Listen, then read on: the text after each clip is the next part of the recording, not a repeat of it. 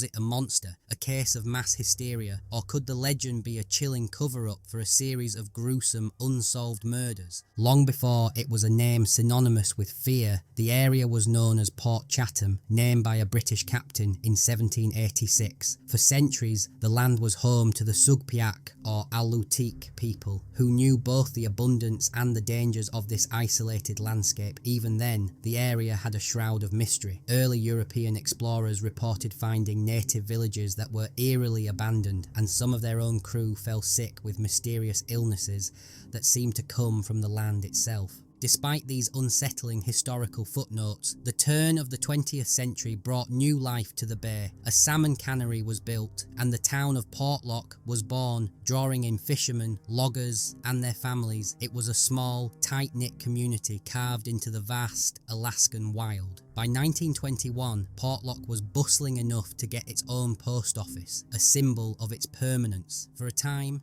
it seemed like a perfect slice of the Alaskan dream, but the shadows that flickered at the edge of the forests held old stories. The land hadn't forgotten. The Alutiiq people had a name for an ancient figure that dwelled in the mountains, a name that would soon be whispered in the streets of Portlock itself. Nanty-Nak.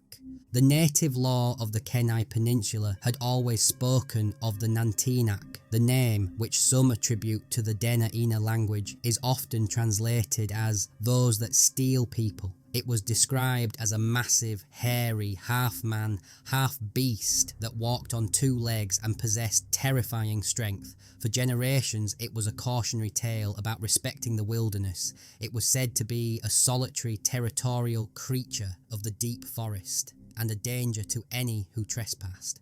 But were these just stories? As far back as 1867, there are reports of a Sugpiaq community in the area being attacked by what they called hairy men, or Nanty-Nak.